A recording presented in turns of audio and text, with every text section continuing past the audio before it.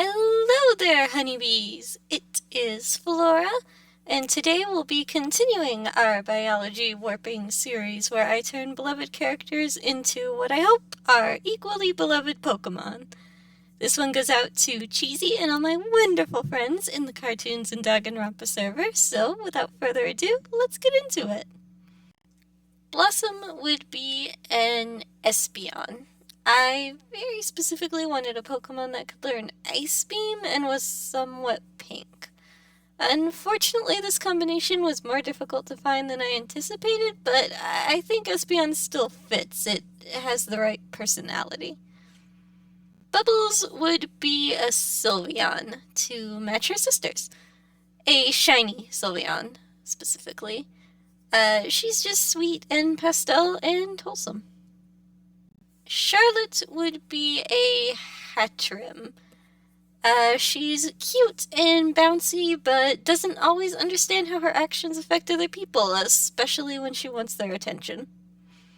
Dib would be an Absol. He's smarter than just about everyone else and tries to prove it, but nobody ever wants to actually listen to him. Absol's little head scythe horn thing also matches his hair, which I thought was cute. Dipper would be a Stantler. He's a lot stronger and smarter than he looks, despite people often underestimating him. I also specifically wanted him to be a deer-like Pokemon, because I think the Monster Falls fan art of him as a Servitor is really cute. And the normal type in general just overall felt suitable.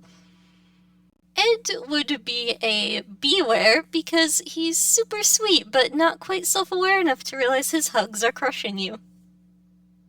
Eddie would be a Meowth. His main motivation seems to be greed, but he's got a good heart somewhere deep down in there. I also like the idea of him riding on Ed's shoulders in this AU. That image is very cute. Cartman would be a Munchlax because it is suitable and cute. I really like Munchlax, so I hope Cartman doesn't mind this outcome too much. Gaz would be an Arbok because she can get people to leave her alone with just a glare. I think Arbok's vengeful nature, the Pokedex mentions, is also just very in character for Gaz. Ginny would be a Bisharp. It was the only metallic Pokemon I thought had a nice enough design for her, and I knew keeping her as a steel type was important. And some of Bisharp's little blades do kind of match her pigtails, which is kind of neat. Kyle would be a Riolu. He means well overall, but can be a little bit clumsy. Riolu's ears also match the flaps on his hat, that's just very cute. I like that. Mabel would be a Clefairy. It looks kind of like a shooting star and is just as bright and pink and happy as she is.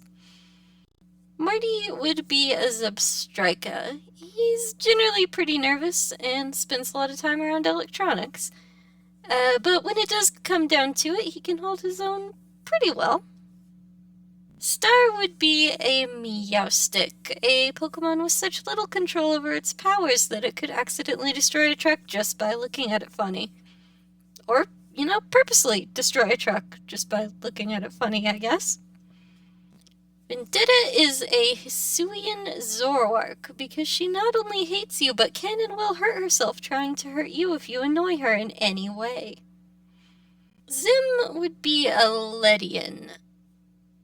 Zim has always just kind of reminded me of a little ladybug, and none of the alien or spider Pokemon designs felt quite right.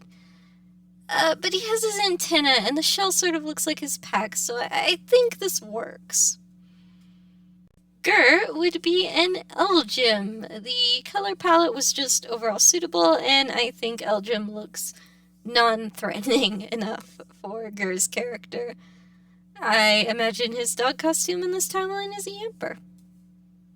Buttercup would be a Jolteon, and like Bubbles, specifically the shiny variant. I think Jolteon's messy fur and touchy temperament fit with Buttercup's overall personality.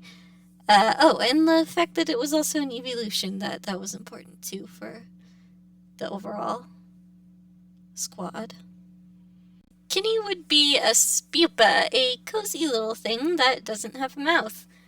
I figured bug type was suitable for Kenny since he often ends up on the more dangerous end of things, and bug types are pretty fragile.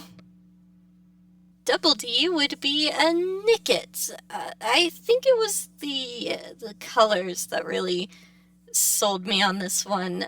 That and the fact that Double D is pretty smart, and foxes are generally seen as a more clever animal, stereotypically. I also like that all the Eds have a weakness to fighting types. That feels fitting to me. Marco would be a sock. I think it matches his karate martial arts shtick pretty well. He even has his black belt.